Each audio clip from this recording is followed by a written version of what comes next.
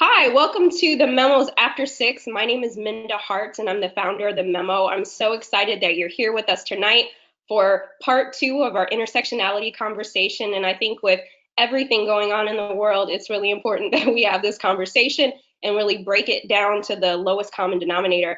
If it's your first time being here, welcome. You got the memo. If you've been here with us before, then you know how we get down after six. We have the hard conversations, and I have the right women in the room today to have these conversations with me. I am a fan of each of them, and they bring a unique perspective to the conversation. And so during I know everybody always gets confused sometimes, but we cannot see you. Hopefully you can see us. So if you're in your pajamas or you're having a glass of wine, you're all good.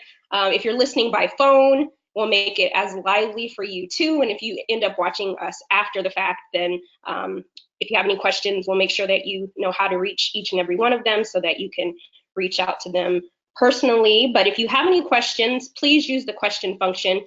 We'll do a Q&A at the end, but if you think of some things, just put it in the box, or you're like, yes, girl, that resonated with you, put it in the questions or chat function. We want it to be as interactive as possible. So without further ado, let's get into intros. I'll have each of you, Christine, Karen, and Natalie, just tell us a little bit about yourself and what you do, and then we'll jump into the conversation. Sure. Christine Sanders. I am an independent producer, but also the founder of Crown Hill Productions. We just recently launched a web series called Barely Adults, which was featured in Essence and Mike and Afropunk and a number of blogs, and is also going to be in the Martha's Vineyard African American Film Festival this summer, along with the New York Latino Film Festival presented by HBO. So it's done really well. We're excited about it. Before branching out on my own, I was working for the Wall Street Journal as their director of production for branded content with their Custom Studios team. So long production background, worked at various publishers, networks, digital and linear. So I'm happy to be here.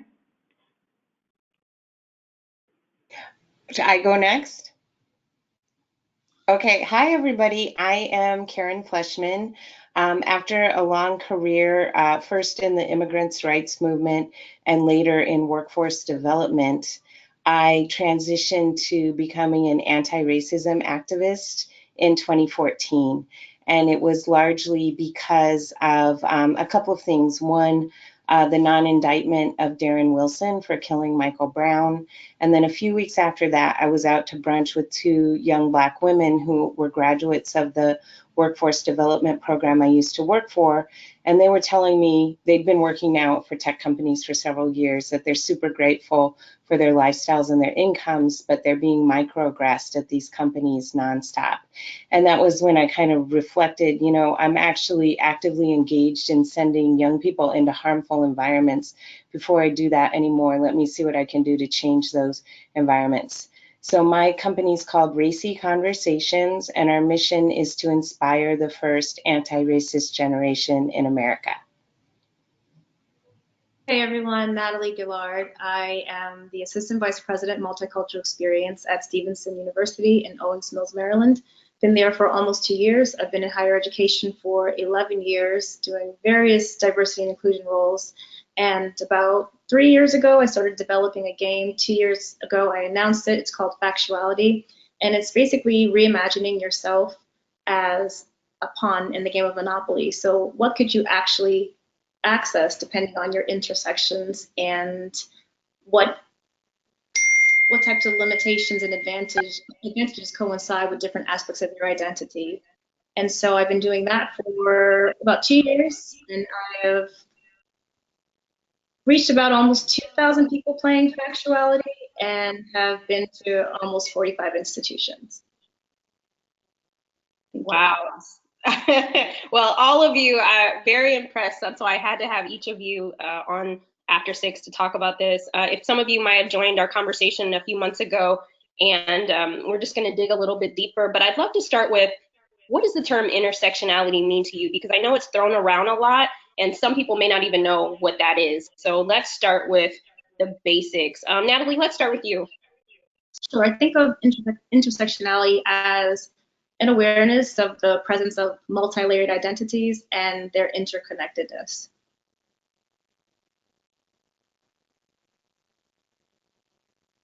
Should I go next or Karen? Okay, I can go next. I see intersectionality as when you're being discriminated against across two different minority groups. So me, let's say I'm a Black person and also a woman, and then finding yourself in an oppressive or discriminatory environment.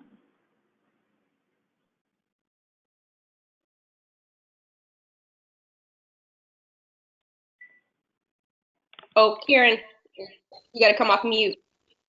Thank you.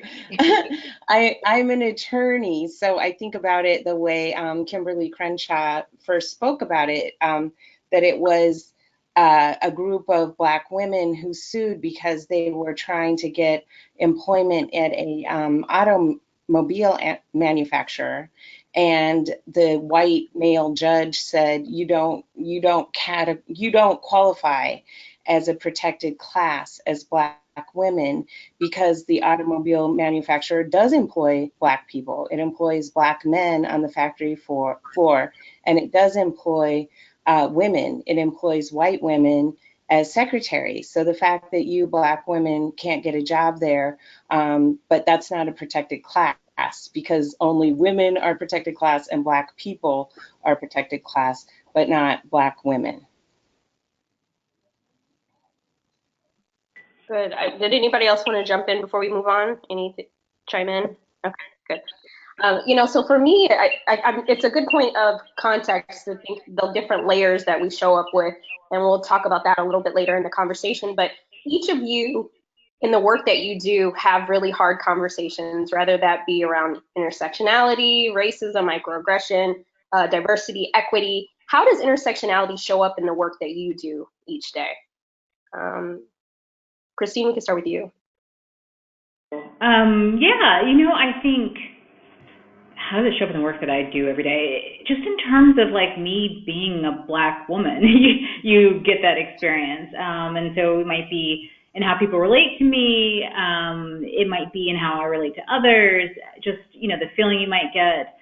Not so much now as an independent producer, but definitely more so when I was in corporate environments. And that's something I definitely explored in the web series, where, one of the women is a very senior executive and she's still dealing with microaggressions.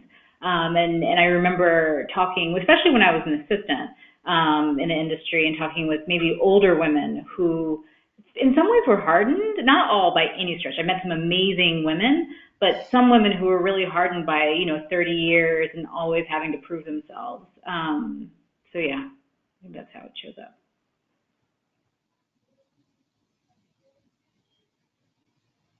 Okay, Karen? Yeah, that answer. So I was just going to mention, one of my intersectional identities is soccer mom. So there may be some intruders, kind of like the Korea video with the professional expert talking. So if that happens, that's those are junior members of the team. How it shows up for me. So, I've been working on anti-racism since 2014. And then after the election, I really started to focus more on white women, because the moment after the election when I realized that 53% of us had voted for Pussy Grabber in Chief, I was like, oh my God, So I've been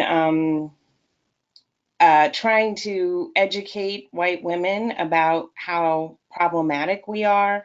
And I've also been just trying to bring women of color and white women together so we can get to know each other. I think that's a real foundational problem, is that even though I live in San Francisco, one of the most diverse cities in the country, if a white woman invites me to something, everybody there is white with like a few Asian Americans. If a woman of color invites me to something, I'm one of maybe 2 white women who are there. So I've been trying to create more opportunities for us to get to know each other socially. But for me, it's really about helping white women understand that our experience of sexism does not make us immune to racism, and that we're never going to end sexism without ending racism, and going against this aspect of our identity that we are good people and therefore we can't possibly be racist, or racism has nothing to do with me, that is endemic. among white women, and I think is a big part of the problem. I need your fees, Karen, so I can hire you. The market is vast, is all I will say, Natalie.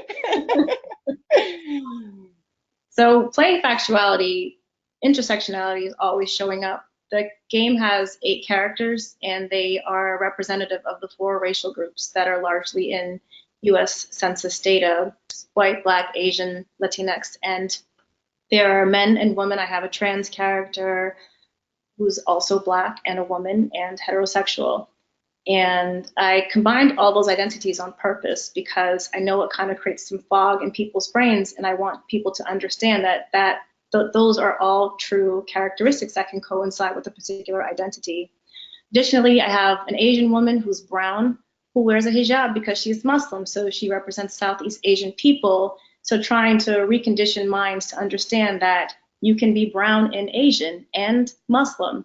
So that's the way intersectionality is always showing up in my work. Additionally, after I identify all the different characteristics of each character, I ask the participants to select a character that differs from how they personally identify, which removes some of the angst that coincides with these conversations, because when you show up as yourself, you're less inclined to immerse yourself in this experience because you get a little defensive. So that's how intersectionality shows up for me. Wow, I think we need to take that game on the road. Prospects. No, I love that each of you, everything you do, it shows up. I know at the Memo for us, most of the women that we get a chance to connect with are women of color, but I'm sure that they identify in other ways too, in those different intersections. And so I'd love to know, why do you think we don't think in terms of intersectionality? You know, why is it so like one box fits all? Why do we have those kind of thoughts? And what tips could you have for those who have a hard time seeing past themselves in those one identity type of lenses? And whomever wants to start. I don't mind. Okay. So I feel like a little daring answering this question. It is after 6, you said. So in the work, I've exclusively worked at PWIs, predominantly white institutions. And I typically operate as an office of one because that's what happens when you do diversity and inclusion roles. Mm-hmm. And so here I am as this Black woman who is doing diversity work. And to a lot of white students, my area, multicultural experience, largely becomes the service for Black and brown people. And so if you can't even begin to think of yourself as diverse, and intersectionality is the various aspects of diverse identities, you can't even begin to scratch the surface of a conversation about intersectionality if you yourself don't believe that you're diverse. And I think that's largely why it's not showing up often in conversations, because the baseline is accepting that we're all diverse. That's real good. Yeah, I think to Natalie's point, I've been in a lot of organizations where, and even, you know what, I'll say when I was an undergrad, it was a shock for me to come to NYU, and they touted so much diversity, and I often found myself to be like the only person of color in the room. And so their definition of diversity was, well, we have people from all 50 states. Like, it was a very broad definition, or like, we've got women here, so therefore we're diverse. But, you know, that's not to say I still didn't have a fantastic experience. And I think maybe, you know, friends of mine who went to PWIs and other places didn't have such a welcoming atmosphere, but it definitely took some adjustments, going from an actually diverse high school to then a college where I often felt like I was alone, even though diversity was something that they were very proud of.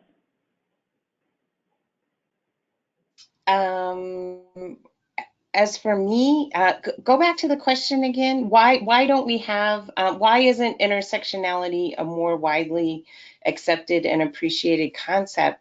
I think it's because we are a society rooted in white supremacy and racism, and very intentionally designed that way by a few very wealthy white men who were landowners and slave owners, and they're like, okay, how can we accumulate and preserve as much wealth and power in the hands of few? Well, we're going to convince everybody that there's a racial hierarchy and it's natural that we are at the top of it, and that white people are superior to everybody else. And so we're going to enlist white women to support patriarchy, and we're going to enlist white people who are not landowners and not slave owners to be slave catchers and the enforcement behind all of this stuff, and make them believe that it's all in their interest because they are, other people are not fully human. And I think that's been an extraordinarily successful concept that's lasted for hundreds of years. And really what we're seeing now is, what was I seeing? It's like white extinction syndrome is what caused the election of 45. And white people who would rather burn our country down, rather see it destroyed, than have to share power with people of color. So that's why I think it's not a more widely appreciated concept, is because those who have the power don't want us to see ourselves as diverse, don't want us to embrace our intersecting identities, or to take pride in being part of, a group that they marginalize, because they want to keep us divided and oppressed and accumulate all the wealth and power for themselves. Yeah, see, Karen took us there after 6. Are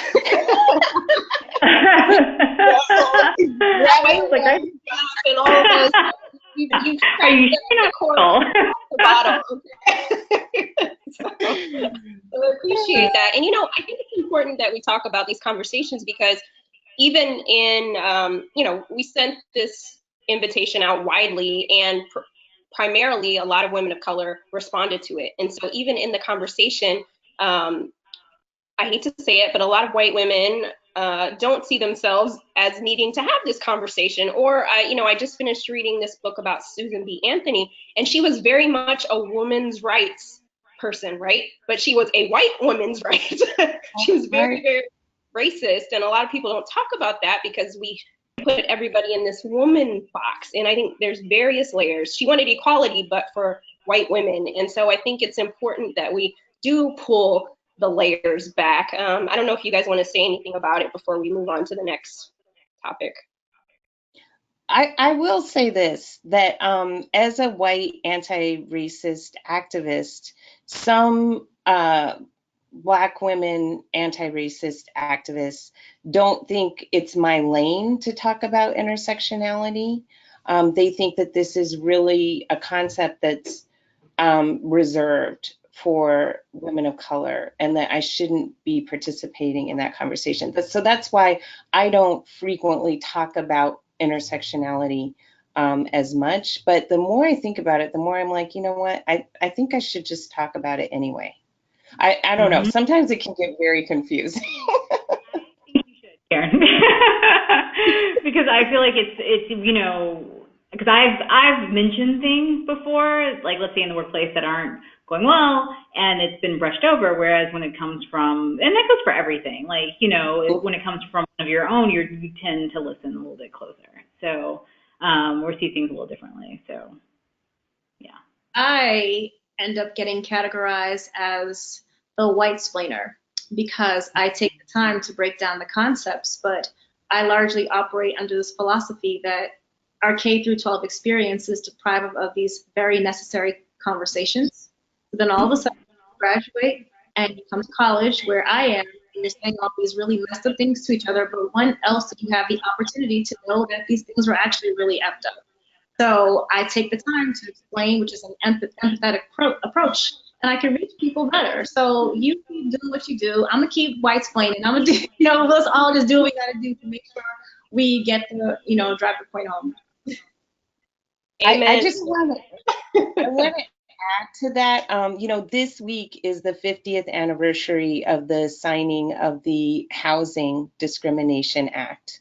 And I recently heard Nicole Hannah Brown, the the education reporter from the New York Times who writes on school segregation, speak here in San Francisco. And she was saying that out of all the civil rights legislation, housing was the last one to pass because it's the most intimate and it's the most, it was the most challenging for people to accept. And here we are 50 years after this landmark legislation, and housing segregation is getting worse. It's getting, for a while it got better. It was kind of like the racial wealth gap. For a while it got better, and then it started to get worse.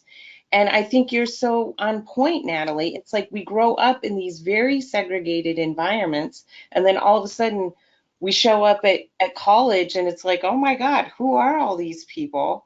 And as a white, I grew up in an all white community. It's only recently that I realized it was intentionally created. It was a sundown town. And that's why even though I grew up there like in the 70s and 80s, those things don't change overnight, And so then you show up at college and you're like, oh my God, there's all these people here. And just as you said, our K through 12 system does not in any way prepare us to interact with each other. So I think the work that you're doing is incredibly valuable, and please don't stop doing it because people say that you're white splaining, and when the white people get on your nerves, please send them to me because I have a lot of patience with them and I don't want to burden you with them. Deal. I actually had the polar opposite experience, was where I went from a very diverse environment to a very white environment. And, in some ways it was good because it prepared me for the corporate world, just dealing with people saying the wrong things my freshman year of college. And then when you get into the working world, you can handle it a bit better than maybe my friends who didn't have that. So that was more of a shock for me, was going from, a truly, not even just a Black environment, but a truly diverse environment to like, I'm the only. And then it just kept going. So, so yeah. No, I'm glad that you guys spoke more about that. And I think that leads to another question. So we know that companies, universities, some are doing better than others. Are there any organizations or schools or companies that you found are incorporating diversity and inclusion in an intersectionality vein? Can we talk about that? Because I know there's a lot of companies that are doing it wrong. I don't need to say their names. We've seen them in the New York Times this week on multiple occasions, or pizza places. They're doing it all wrong. What advice would you have for them to do better, or if there are others that they can model after to take a page out of their book? Well, I'll start. I'm here in San Francisco, which I call the modern day capital of white supremacy, Silicon Valley. And I would say there's no company, there's no school, there's no institution I can point to that's actually doing this right. And I think that the tech companies are complicit in white supremacy. They profit from it. Amazon just had there was a big protest at their store. They have a bookstore in San Jose for their selling of hate items and collaboration with Palantir. You have all these hate groups using YouTube. They're organizing another Unite the Right, the Charlottesville 2.0, using PayPal and Facebook. It just goes on and on. These companies hire diversity and inclusion directors, and then their numbers never budge beyond 2 or 3%, and they just, and then they'll donate a whole bunch of money to end racism and stuff like that, and have high-profile activists come and speak. But as far as actually changing the culture of the company, like all of my people of color friends who work in tech are miserable. Like they are microaggressed all day long. It's like they go in there, they survive, they earn good livings, and then they they try and do everything they can for self-care so that they can go back in and face it the next day. So I'm sorry to be Debbie Downer. I wish I could point to something to give us hope, but I do believe that with the demographic shift, things are going to have to change. But I believe also in what Buckminster Fuller said: you can't fix the old. You're better off creating the new and making the old obsolete. Yeah. Yeah. Companies that are doing well from a media perspective. One of my early career jobs, I was at the Food Network, and that was a place where I walked in and I saw SVPs and GMs who were Black, who were Asian, who were queer, who were everything, and so I don't know how it goes, like moving up into that organization, and whether or not that's something that's doable. But I know as a very junior person there, I was able to imagine what I could be there. And I've been at other organizations where I know that it's probably not possible because once you get to a certain level, it's white men or just white women. So, and I think, I was at MTV for a short period of time, and they seem to do a pretty good job with diversity and inclusion because they do have senior executives of color across the board. No company is perfect and no culture is perfect. But for me, starting off at the Food Network and seeing so many senior level people of color was inspiring and made me think about where I could go there. So I recently got to play Factuality with Lockheed Martin, and they have, I hope this is public, but they have dedicated millions upon millions of dollars over a 10-year period to diversity and inclusion initiatives. And they hold conferences and they weave diversity and inclusion into their employee programs, and they rate the program or they measure satisfaction with this alumni program. And those who participate in the program have higher amounts of satisfaction. So now they're trying to weave diversity and inclusion into this program just to make sure that that's a part of the satisfaction, that those employees get those types of lessons. I thought that was a really great approach to it, and I was happy they had me. It was, admiration there. But the way I do this well is that I kind of hijack meetings, I call it. And I know it sounds a little bad, but what I do is the people, as you know, the people who need to have these types of conversations and be engaged in this type of subject matter are the ones that never show up. So all you have to do is get invited to a meeting where everybody's already required to be there. Then you finesse the agenda a little bit and you slot a couple messages in there that people need to hear. So it's okay if you don't want to come to me, because if I decide I'm going to have a factuality session, I might not get enough people to fill a board, which is 8. But if you need a guest speaker and there's already going to be 60 people there, I think I'm going to shift what I'm doing. I might have a nice little activity for you to make you reflect on some things you don't like, or I might have you selecting a character. So I think that's the best approach.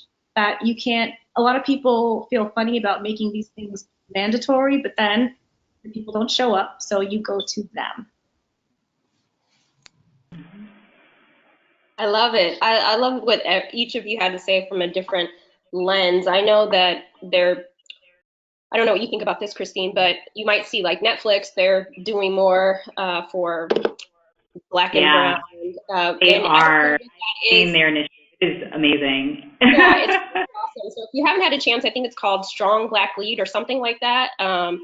Take a look at some of their stuff on YouTube. But on another layer, I don't know what their executive team looks like. And so I think sometimes we have to continue to hold those. Did you see their chief marketing officer, who was previously the chief marketing officer at Disney, had to resign because he used the N-word twice in meetings? There's a problem with that these days. I'm not sure who sent the memo out for just blatantly. No, I sent a Facebook post after the Papa John's or a LinkedIn post, like, white people, baseline rule. Actually, I said all non-Black people, baseline rule. We cannot use the N-word. And it fostered this huge thing. And then I got this white woman trolling me, like saying, why can Black people use the N-word? That's unfair, blah, blah, blah. I'm like, woman, she was driving me insane. It's all crazy. but having these conversations, hopefully, hijacking meetings, bringing our best selves into the room and continuing to push this agenda is how we carve back some of those layers. But moving into being allies, and I know oftentimes when we talk about intersectionality, sometimes it's gender or it's Black versus white, but obviously there's orientation, there's those with disabilities, there's all different sorts of pieces to the intersectionality puzzle. But how can we be better allies? Do you guys have tips for that? Because we even have our own biases, right? So Yeah. it's important that we think through that as well. I always I like to do it as like, well, how would I want to be treated? And how would I want for someone to stand up for me in this situation, if the other shoe was on the foot or something like that. So I think about, my crew for Barely Adults. I won't say the company, but I've been places where you walk on set and, it's just white dudes. And you're like, oh, wait, like there's so much talent out there and I know them, and we should be hiring them.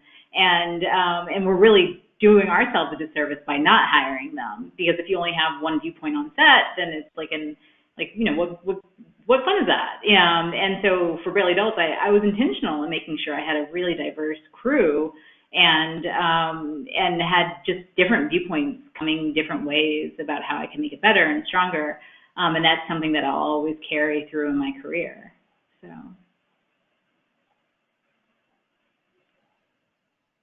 I would say education and continuing education.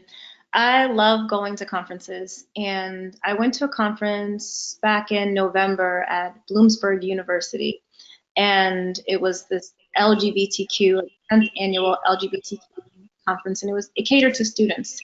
And I sat in on a session on allyship for what's this?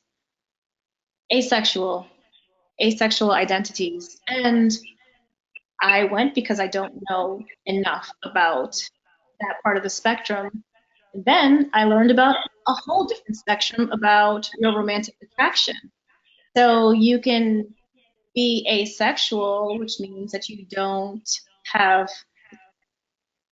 sexual interactions with anyone, but you can be on a romantic spectrum, which means that I can be attracted to have romantic feelings for someone without it crossing a sexual line. And that was like brand new news for me a couple months ago.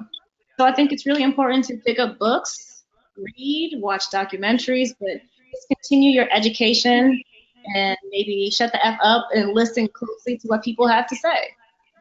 Yeah, I think listening, to your point, listening is something that's really important too, not always speaking about what you think someone should feel or what's going on. And everything they just said, and also setting this down and engaging face to face and just slowing way, way down. I think part of the reason our ugliest, most reptilian brain is coming out is because our brain is not designed. We are inundating ourselves with way too much. Our brain isn't designed to handle all of this. So we need to slow down. We need to connect with each other as people and just, like you were saying, listening and getting to know. And what I always tell people is actively, like you were saying, go to a conference about something that you don't know. Look on Eventbrite and scan, oh, look, it's the Latinx Journalists Association. I'm going to go to their happy hour because I don't have that many Latinx friends or whatever it is. Like, because we have these very socially segregated social circles, we have to be very intentional if we're going to disrupt them and develop relationships across any axis of difference, whether it's age, which is huge, right? I'm always cultivating relationships with people much younger than me, as well as with people much older than me. Sexual orientation, race, class, all of that, you have to actively seek them out because they're not going to occur naturally. Absolutely. I appreciate you guys like impressing upon listening, because I think that's the one thing that many of us show up and we have our preconceived ideas and notions and we want to say our piece, right? And it has nothing to do with what we've been taught. And to Karen's point, sometimes we have to unlearn these things, and it takes some time, because I know I'm in my 30s. It takes some unlearning of some bad habits. I know in the workplace now, oftentimes in the signature line, I don't know if you guys have seen this, but people are putting their preferred pronouns, what they want to be called. And I think that, I've heard some of my older colleagues say, I'm calling them this. If they look like, a man, I'm calling them a man. If they look like a woman, I'm calling them a woman. And in the same breath, they don't want to be called racist or prejudiced. It's like you can't have it both ways. You have to call people what they want to be called, whether you agree or disagree. But it's the tolerance factor is just really interesting these days. I don't know if you guys want to add anything else. I wonder, and I wonder if it's generational, whereas, and I could very well be in a bubble. I'm very New York, LA, DC, but I find that the older generation tends to be a little bit more conservative about those things than people who are in their maybe 30s and 20s. And I see a change based off of like how my parents' generation and my grandparents' generation view these things. The ladies feel free to add. I agree. And I think so much is about the narratives we tell our children, which is why a big focus of my work is disrupting white parenting, because that is where so much damage occurs. And I think about 90% of my white friends are telling their kids the same lies that our parents told us about race, and that's where it's really harmful. And as you were speaking about the pronoun thing, so I have a close friend who's a they, and they come to visit and stay here at my home. So I live with my 81-year-old mother and my two young kids, and so my 81-year-old mother always gets very confused, and says, I'm just going to call you by your first name because I just can't fully wrap my brain around this they concept. But my young kids, it's really good for them at a very early age to start understanding what it means to be a they and those types of things. On purpose, I use they, them pronouns at conferences. Because, again, I'm always trying to create some mental fog. So I prefer to use those ones, and I'm fine with she, her, but my preference is they, them, because I'm trying to disrupt what people think of a they, them or a she, her. And just for clarity, maybe some people watching right now don't know what they or them. Would anybody like to explain those pronouns? Or what my friend says, it's for gender nonconforming individuals. And I personally use them just to show a different side of inclusion. And this is a learning process, for each and every one of us. And I think, is it our mother Oprah? She says, once you know better, you do better, or something like that. So it's trying and it's learning. But if we close ourselves off and pretend that none of these things exist, or we're microaggressing people who don't want to be microaggressed, just like, I was in one working environment and they kept calling me the black girl, and I was the only black girl. And it's like, okay, the black girl, first of all, is a woman. Second of all, I have a name, so we have these intersections. But I want to tell the audience listening in and those who have the capacity to type in the chat function, make sure that you send your questions in. We're going to transition here because I know you have a lot of questions that you want to ask. But before we dive into Q&A, I want to ask you guys one last question. Are there any So when we talk about intersectionality, is there any misconceptions that you want to clarify before we move on?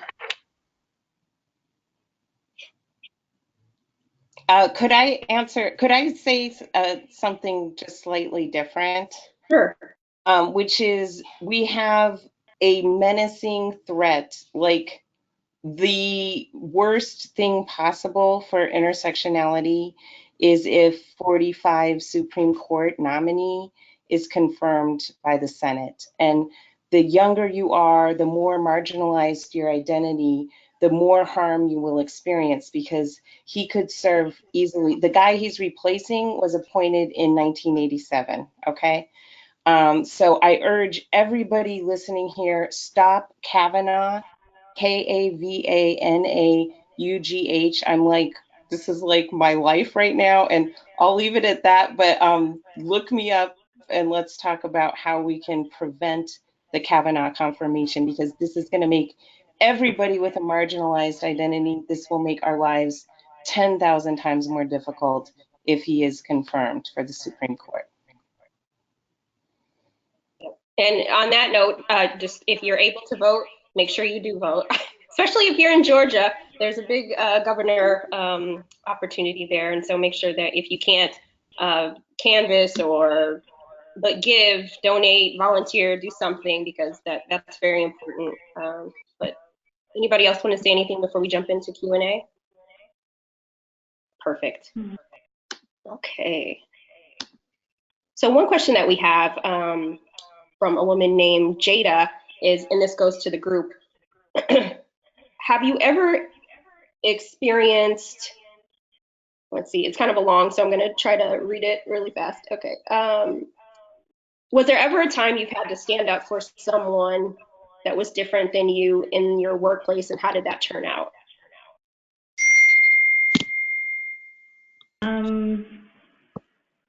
Yeah. I think she's talking about allyship. And sure. Sometimes you feel afraid to stand up for someone. That's being an advocate for somebody, which I've had also. Of they're not in the room, you hear someone saying something incorrect, and you're like, actually, that's not right. And because I'm typically the only, everyone else is different than me. So if I'm standing up for someone, it's for someone that doesn't look like me. It could either be, it could be anyone. It could be a white ally. It could be someone. It could be another person of color. It could be someone who's queer. Like, I don't care if they're a good person and someone is saying incorrect things about them, and I know that they are right, then I'm going to speak up. So. This is something I actually teach workshops on, like how to recognize microaggression and how to speak up and say something to the microaggressor. But as a solopreneur, like, I very rarely experience harm in the workplace. As I like to say, if I'm sexually harassing, it's to myself. But the last time I was sexually harassed, and here I am, I'm someone who teaches other people how to do this. It caught me so off guard, and it was so like gross and just horrible that I literally, instead of saying something on my own behalf, I just laughed. I nervously laughed. And I keep replaying that moment over and over again. And so I just want to urge everybody on there, like, when you yourself are being harmed, it's really hard to speak up on your own behalf. So it's really important that we speak up on others' behalves. And if you're not sure if you should say something, just pull the person aside and say, hey, I noticed this thing just happened. How are you doing? And I'd like to say something to so-and-so. Is that okay with you? But I think it's really, really important to do. Nothing instantly comes to mind, so I don't want to waste precious question and answering time. Okay, great. So we have a question here that says, what are some identities we don't automatically see that are important to you?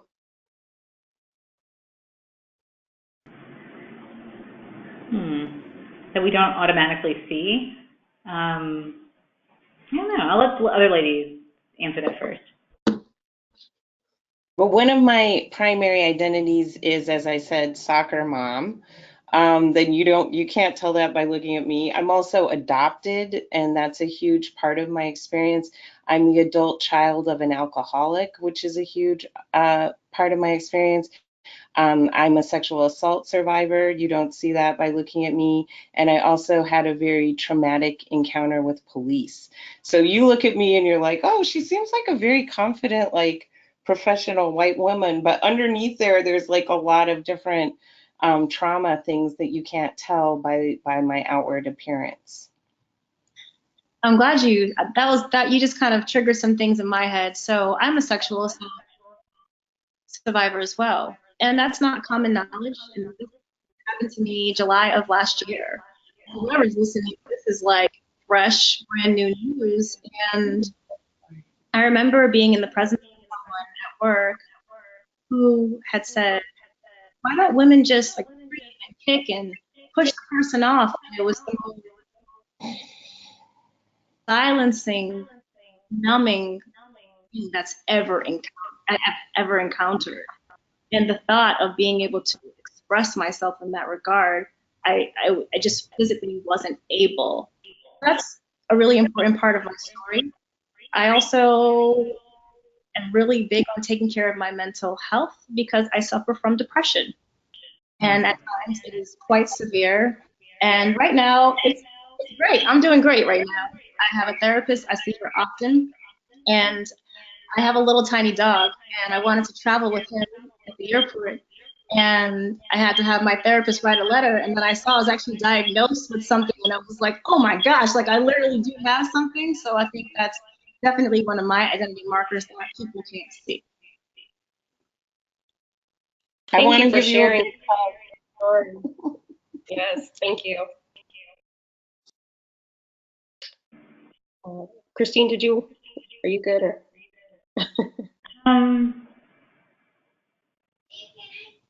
No, I can't think of anything that's you don't see. Pretty much see what you get with me. Yeah. Cool. No, I think that's awesome. I think that it's these kind of conversations. It reminds us that you can't judge a book by its cover. Just because you look at, 4 of us in this Brady Bunch quadrant, there are layers to us, and they're not always on the top. And I thank you, Natalie, for sharing your story about the dog, because I too have a pet that I travel with, but I think it makes me more anxious than not when I'm traveling with them. But it is those things when I do travel with my dog, it's one of those things where I had a hard time thinking, oh, people are going to think something's wrong with me, right? Because that's something, you have this emotional support dog and that sort of thing. But there's these different layers, and I think the more that we talk about it and understand it internally and externally, the different layers to ourselves, then we can provide better self-care, care to each other. And so I appreciate each of you sharing the stories around that. Let's see, we have more questions in the queue. If I could, Minda, that question was prompting for me this really great book, and I can't think of the name right now, but it's about the for-profit education industry. Do you know what I'm talking about? And it's Teresa McMillan. You like her. Yeah. I think her name, I know she goes by like Trezzy or something. Yeah, Trezzy McMillan. So in that book, she says that the for-profit college industry knows exactly who their student is, and many of them are women of color, and many of them are sexual assault survivors. And that the for-profit college industry kind of preys on women who fit that profile because our experience of having had this kind of trauma robs us of our ability to speak up on our own behalf, even when we're in another really traumatic situation. And when I read that, I was like, whoa, that is so powerful. It's very interesting. I have not read her book, but I do follow some of her other writing. So, but yeah, if you go to Twitter, if you're on Twitter or Google her, you could find her very easily. This question is for Natalie. How did you come up with the idea for your game? Well, I had this really mean coworker who barged into my office and demanded that I train her particular group. And also was kind of condescending. She said, make sure it goes below the surface this time, which felt like a massive insult to the work I've been doing in the past. So I was like, I'll show her. And I had this Monopoly board in my office, and I started thinking about how the game is based off of Atlantic City. And I was wondering, well, who could frequent places like the boardwalk without incident? What do they look like? What is their class? Versus who can frequent places like Baltic and Mediterranean Ave, the lower end properties? And then I looked up the census data. Like my thought process is always like, it's like a roller coaster ride. And so I thought, I went to the Bureau of Labor Statistics and I saw the racial groups represented. And then I started padding them with padding the different individuals with different intersections and turned it into. Very cool. Everybody go out and get the game. Well, at the end, make sure you know how to find it and purchase it. This question is for Christine. What made you decide to launch the Barely Adults web series, and can you talk a little bit about it? Oh yeah. So I had been thinking of, I'd written it years ago, just like in free form, and I was like, okay, what would be the process to go about this? And I found myself always producing like other people's stuff. And it was an idea that just kept coming back to me. Like I could not let it go. And I wanted to go through this entire scripted process because typically I've worked in nonfiction and more documentaries and branded content. And just to see like, really what this took, and it took a lot, but I'm so glad I did because I felt like it was mine, and it's something that I knew I wanted to get directly to my audience right away versus, what it typically takes to get something made. If I went through like all these different channels, I'd still be sitting on a script and I'd still be waiting for somebody to read it. So it was an awesome way for me to take control of my destiny and say, I want to do this. I'll raise the money for it. I'll hire the team. Let's launch it. And I did. That's great. And if you have not had a chance to view it, make sure that you go and support it, tweet it, send it out to all your friends. And it's, the first time I saw it, I was like, oh my gosh, I wish that I would have had this series when I, was fresh out of college, entering the workforce as a Black woman and dealing with all the microaggressions and just navigating being an adult, right? And so that's important. Let's see. Karen, this one's for you. You mentioned that sometimes you get a lot of some pushback from women of color. How do white women receive you telling them that they're racist? Great question. Often I get the blank stare, like if I'm at the kid's birthday party with the all white people and I say, we're replicating racial inequality here right now. And then I get that weird stare like, what are you talking about? And then they like quickly change the subject. More recently, so I recorded a video. So basically, the night that the Permit Patty story broke, I came home and I wrote this like Instagram post to Permit Patty, and a friend of mine saw it and said, I really want you to come in and record this as a video. And that video has gotten 4.5 million views. It's by far the most viral thing I've ever done. But what was really interesting is she took out a lot of the harsher things I had to say, and she made it a very soft video.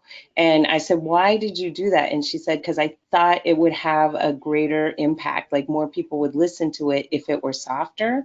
And I have to say, I kind of learned something from that. I think we're in a very fearful, angry time.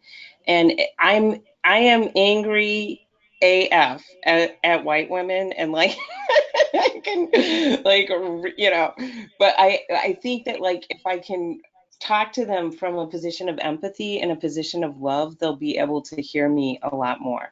And I will say a lot of white women watch me. They don't comment on my stuff, but they'll tell me in person, I'm really proud of the work that you're doing and I'm learning a lot from just watching you. And I think that's what we need, are more white women role models.